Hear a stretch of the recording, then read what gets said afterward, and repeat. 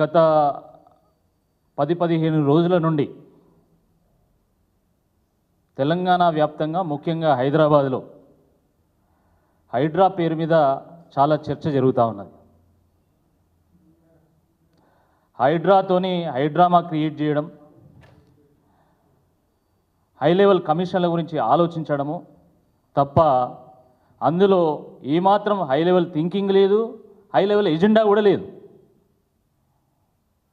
స్వయంగా హైడ్రా కమిషనర్ రంగనాథ్ గారే చెప్పారు జూలైలో హైడ్రాను ప్రారంభించినామని చెప్పి. ఇప్పుడు మనం ఆగస్టులో ఉన్నాం. అంటే వారు నెల రోజులలోనే మొత్తం తెలంగాణ వ్యాప్తంగా ఉన్నటువంటి 45,000 చెరువులను, కుంటలను వాళ్ళు సర్వేలు చేసిళ్ళు, మ్యాపులు తయారు చేసిళ్ళు.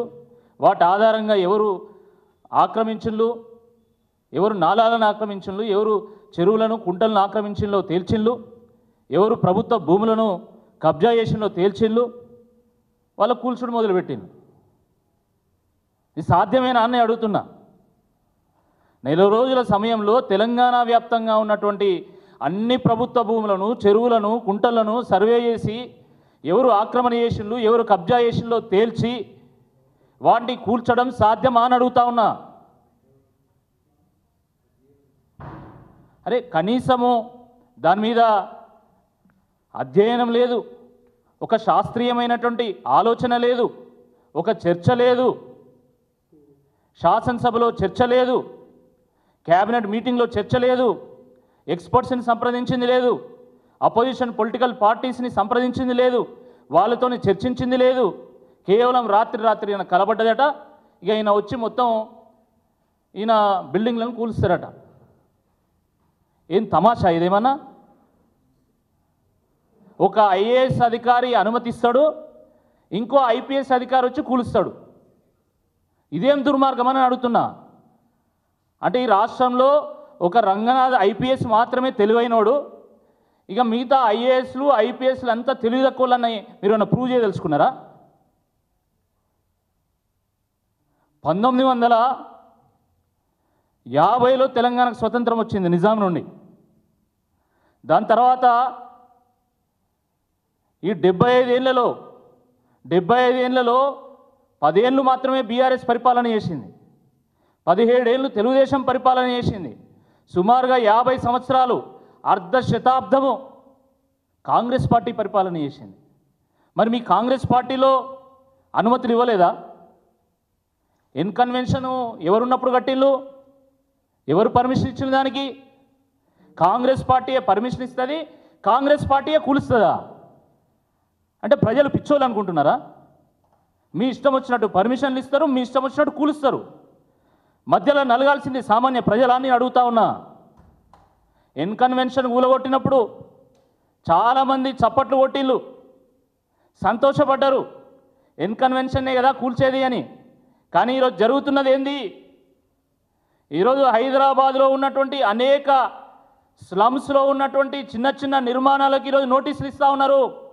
అస్మత్పేటలో ఈరోజు 125 మందికి నోటీసులు ఇచ్చిళ్ళు, అలవాల్లో 125 మందికి నోటీసులు ఇచ్చిళ్ళు, సరూర్ నగర్లో ఇచ్చిళ్ళు, సఫీల్గూడలో ఇచ్చిళ్ళు, బోయినపల్లిలో ఇచ్చిళ్ళు, రాజీవ్ గాంధీ నగర్లో ఇచ్చిళ్ళు, ఈరోజు కాజాగూడలో ఇచ్చిళ్ళు. ఇంకా రేపు మాపు ఎవరికి ఇస్తారో కూడా తెలియనటువంటి ఒక పరిస్థితి ఈరోజు హైదరాబాద్లో నిర్మాణమైంది. ఎక్కడో ఎవరో ఫామ్ హౌస్ కట్టుకుంటే, ఎవరో బడాబాబు యొక్క ఫామ్ హౌస్ మీరు కూలగొడితే కూలగొట్టండి, అక్రమ నిర్మాణాలను కూల్చాల్సిందే. ఇది బీఆర్ఎస్ పార్టీ వైఖరి. నేను స్పష్టంగా చెప్తున్నా, అక్రమ నిర్మాణాలను కూల్చాల్సిందే. కబ్జా కోర్లను తప్పకుండా శిక్షించాల్సిందే.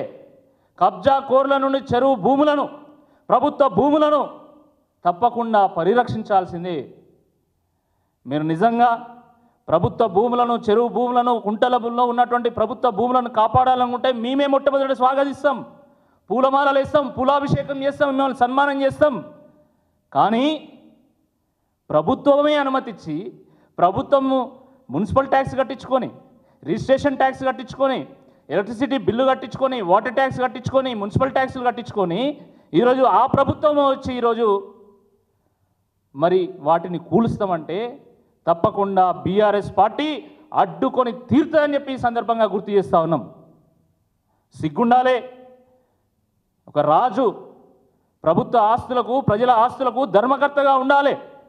కానీ రాజే రాక్షసుడై ఈరోజు కాలయముడై ఈరోజు ప్రజల పక్షాన ప్రజల మీద పడుతూ ఉంటే ఈరోజు ప్రజలు భయాందోళనలో ఉన్నారు.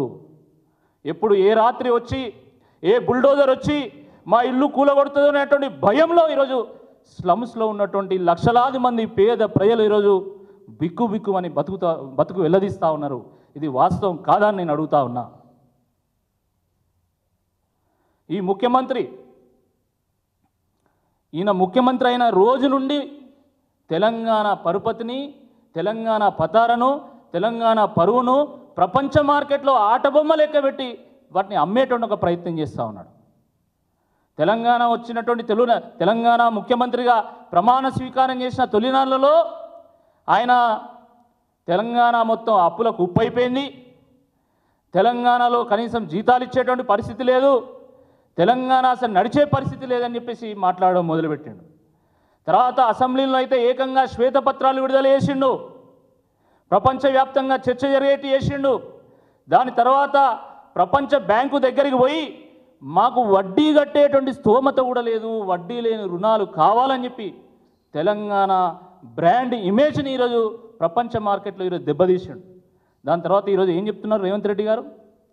ఈరోజు మా హైదరాబాద్ నిండా అక్రమ నిర్మాణాలే ఉన్నాయి, ఎక్కడ భూమి కొన్నా అది ఈరోజు సక్రమంగా ఉండదు, అన్నీ అక్రమ నిర్మాణాలే, హైదరాబాద్ నిండా అక్రమ నిర్మాణాలే, మీ ఏ క్షణమైనా ఏ రాత్రి అయినా వచ్చి కూలుస్తామని చెప్పి ఒక సందేశం ఇస్తూ ఉన్నాడు. ఇది బ్రాండ్ హైదరాబాద్ ఇమేజ్ని దెబ్బతీస్తుందా తీదా? ఒక్కసారి హైదరాబాద్ ప్రజానీకం, తెలంగాణ ప్రజానీకం ఆలోచించాల్సిందే ఈ సందర్భంగా నేను కోరుతా ఉన్నాను. కాజాగూడ వరకు నోటీసులు ఇచ్చిండు. కాజాగూడ దాటంగానే ఈరోజు నానక్రామ కూడా స్టార్ట్ అవుతుంది. మీరు దుర్గం చెరువు నుంచి మొదలు పెడితే కాజాగూడ, నానక్రామ కూడా అటు మొత్తం కూడా అన్ని సాఫ్ట్వేర్ కంపెనీలే ఉన్నాయి. ఏ సాఫ్ట్వేర్ కంపెనీ కింద ఏ నాలా ఉన్నదో ఏ చెరువు ఉన్నదో ఇవాళ ఎవరికి తెలియదు. ఎందుకంటే 1974 మ్యాపుల ఆధారంగా ఈరోజు ప్రజలకు నోటీసులు ఇస్తూ ఉన్నారు. 1974లో ఉన్నటువంటి హైదరాబాద్ ఏంది, ఈరోజు ఉన్నటువంటి హైదరాబాద్ ఏందో ఒకసారి ఆలోచించాలి. 1974లో హైదరాబాదు చుట్టుపక్క మొత్తం వ్యవసాయం ఉండే. వాస్తవం కాదా ఇది? ఈరోజు వ్యవసాయం ఉన్నదా? ఎక్కడన్నా పంటలు పండుతున్నాయా? హైదరాబాద్ చుట్టూన్నటువంటి ద్రాక్ష తోటలు ఉన్నాయా? ఇప్పుడు పండ్ల తోటలు ఉన్నాయా? కూరగాయలు పండిస్తున్నారా? ఎక్కడా లేవు. ఆ రోజు ఉన్నటువంటి జనాభా ఏంది, ఈ రోజు ఉన్నటువంటి జనాభా ఏంది? ఆ రోజు ఉన్నటువంటి అవసరాలు ఏంది, ఈ రోజు ఉన్నటువంటి అవసరాలు ఏంది? దాని గురించి ఎందుకు ఆలోచించడం లేదని అడుగుతా ఉన్నా. ఇది చాలా దుర్మార్గం. ఇది ఇప్పుడు పోను ఈరోజు సాఫ్ట్వేర్ కంపెనీలు ఉంటాయా పోతాయా అనేటువంటి అనుమానం నెలకొన్నది. ఇది వాస్తవము. ఏ కంపెనీ కింద ఏ చెరువు ఉన్నదో, ఏ కంపెనీ కింద ఏ నాలా ఉన్నదో అర్థం కానటువంటి ఒక పరిస్థితిలో ఈరోజు హైదరాబాదు బిక్కుమంటూ ఉన్నది. ఈరోజు సాఫ్ట్వేర్ ఇండస్ట్రీలో చర్చ జరుగుతున్నది. సాఫ్ట్వేర్ ఎంప్లాయీస్ చాలామంది చర్చించుకుంటున్నారు. కేవలం సాఫ్ట్వేర్ ఇండస్ట్రీలో డైరెక్ట్గా సాఫ్ట్వేర్ ఎంప్లాయీలే 8.5 లక్షల మంది ఉన్నారు. వాళ్ళకు సపోర్ట్ స్టాఫ్ మరొక 20 లక్షల మంది ఉంటారు. అంటే నేరుగా సుమారుగా 25 నుండి 30 లక్షల మంది సాఫ్ట్వేర్ ఇండస్ట్రీ మీద ఈరోజు జీవిస్తున్నటువంటి ఒక పరిస్థితి. ఈరోజు చాలా చర్చ జరుగుతున్నది ఈరోజు హైదరాబాద్లో. అంటే బ్రాండ్ హైదరాబాద్ ఇమేజ్ని దెబ్బతీయాలి, ఈ పెట్టుబడులన్నింటినీ అమరావతికి తరలించాలనేటువంటి కుట్ర జరుగుతుందా అని చర్చ జరుగుతున్నది. ఇది వాస్తవం. ఇది మీరు చెప్పండి. ఇన్కన్వెన్షన్నే కూలిస్తే నాగార్జున్నే కొడితే ఏ రియల్ ఎస్టేట్ వ్యాపారి అయినా, ఏ పెట్టుబడిదారి అయినా ఈరోజు హైదరాబాద్కు వచ్చి భూములు కొనేటువంటి పరిస్థితి ఉంటుందా? హైదరాబాద్కు వచ్చి పెట్టుబడులు పెట్టేటువంటి ఒక పరిస్థితి ఉంటుందా? ఒక్కసారి ఆలోచించండి. అంటే డబ్బులు ఢిల్లీకి, అభివృద్ధి అమరావతికి, రెమ్యూనరేషన్ రేవంత్ రెడ్డికి, తెడ్డు తెలంగాణకు చేయాలనేటువంటి కుట్ర ఇందులో దాగి ఉన్నది. ఇది వాస్తవము. ఇక్కడ ఎవ్వరు పెట్టుబడి పెట్టకూడదు. ఈ పెట్టుబడులన్నిటి కూడా మళ్ళీ అమరావతి తరలించాలనేటువంటి కుట్ర దీంట్లో దాగి ఉన్నది. గత సంవత్సరం కాలం నుండి శాసనసభ ఎన్నికల ప్రచార పర్వం ప్రారంభమైన దగ్గర నుండి ఇప్పటికీ అసలు రియల్ ఎస్టేటు వ్యాపారం మొత్తం కుదేలైపోయింది. చేసినటువంటి లేఅవుట్లు అమ్ముడు పోతలేవు, కట్టినటువంటి ఇండ్లను ఎవరు కొంటలేరు, ఫ్లాట్స్ కొనుగోలు అవ్వడం లేదు, ఎకానమీలో మనీ రొటేషన్ అవుతలేదు, సర్క్యులేషన్ అవుతలేదు, పెట్టుబడులు పెట్టేటువంటి ఒక పరిస్థితి లేదు, ప్రభుత్వ ఖజానాలో ఈరోజు రూపాయి రావడం లేదు. ఇటువంటి ఈ పరిస్థితుల్లో ఈరోజు హైదరాబాదు బ్రాండ్ ఇమేజ్ దెబ్బతీయడం వల్ల రాష్ట్రానికి లాభమా నష్టమా ఒక్కసారి ఆలోచించాల్సిందిగా ఈ సందర్భంగా నేను అందరినీ కూడా కోరుతా ఉన్నాను.